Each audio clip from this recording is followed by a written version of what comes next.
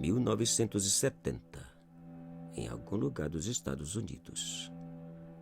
Aniversário. Celebração e alegria para a estudante de enfermagem, Donna, que completava mais um ano de vida. 28 anos. E com um sorriso feliz, colocou a boneca de pano que havia recebido da mamãe sobre a cama e retornou à sala onde o noivo Lou e a companheira de apartamento Andy esperavam. Hora de festejar. E o aniversário passou. Poucos dias depois, Donna e Andy começaram a notar algo estranho com a bonequinha de pano. Ela parecia mudar de posição. A princípio, nada de anormal, pois as diferentes posições podiam ser explicadas ou entendidas como consequência de alguma mexida ou sacudida.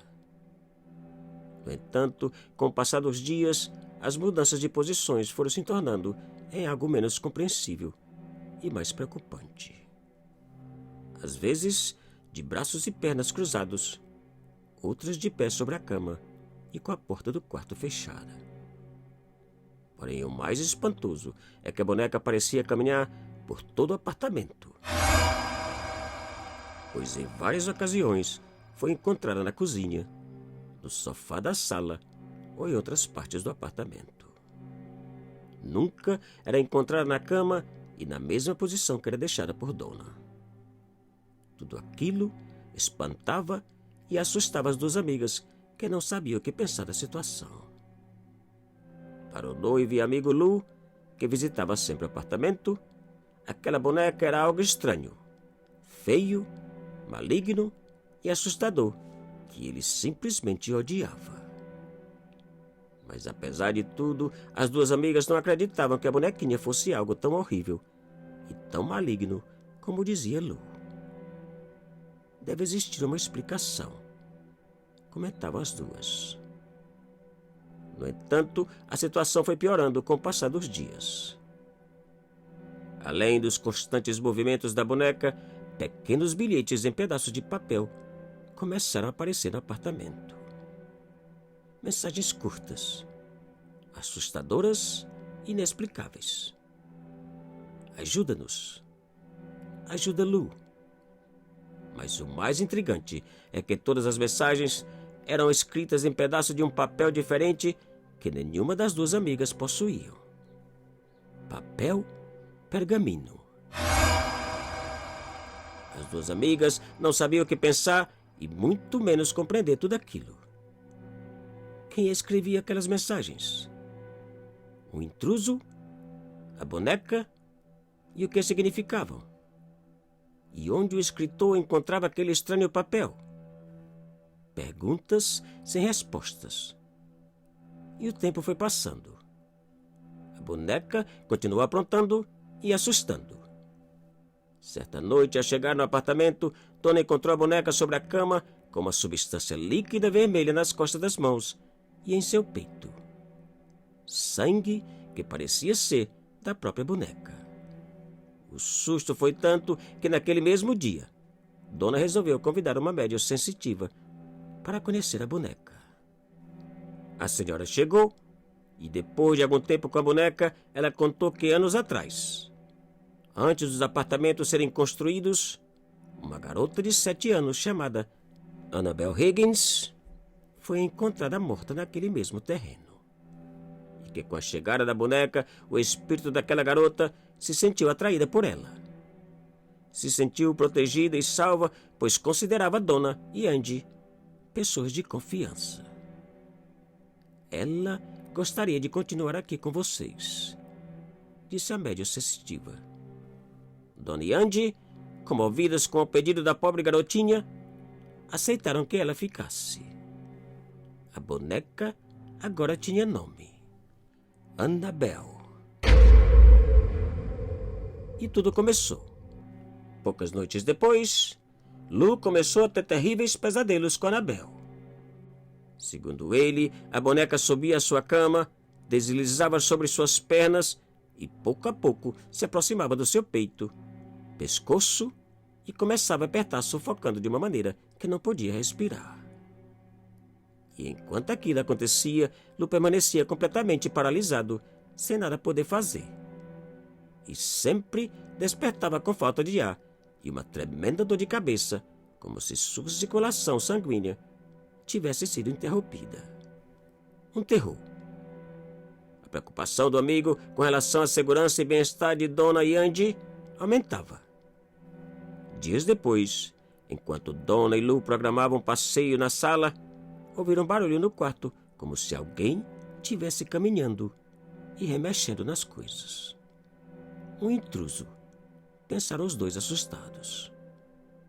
Lu caminhou até a porta e ficou a ouvir o barulho que continuava. E ao abrir a porta de supetão e acender as luzes, não havia ninguém. E nada parecia remexido. No entanto, a estranha Annabel havia saído da cama e se encontrava sentada contra a parede, em um dos cantos do quarto. Ao aproximar-se da boneca, Lu sentiu uma estranha sensação, como se alguém tivesse às suas costas, lhe olhando. Assustado, virou-se naquela direção, mas não havia ninguém. E naquele instante, Lu se agachou retorcendo e reclamando de fortes dores no peito. Algo lhe havia cortado com arranhões profundos e doloridos. Cortes de garras que sangravam e queimavam. Porém, para espanto de Lu e Donna, os arranhões começaram a cicatrizar de imediato. E 2 dias depois, as cicatrizes, as marcas das garras desapareceram por completo, como se nada tivesse acontecido. Assustada e apavorada, Donna pediu ajuda a um padre que, por sua vez, entrou em contato com um casal conhecedor e experiente em assuntos paranormais. Eddie e Lorraine Warren. O casal respondeu imediatamente. E depois de conhecerem a boneca e ouvirem dos estranhos acontecimentos, chegaram a conclusões simplesmente aterradoras. Segundo o casal, a boneca não havia atraído nenhum espírito de criança ou estava possuída. Apenas era usada e manipulada por um espírito maligno cujo único objetivo era apoderar-se da alma de Donna. Esse espírito é um demônio, concluíram.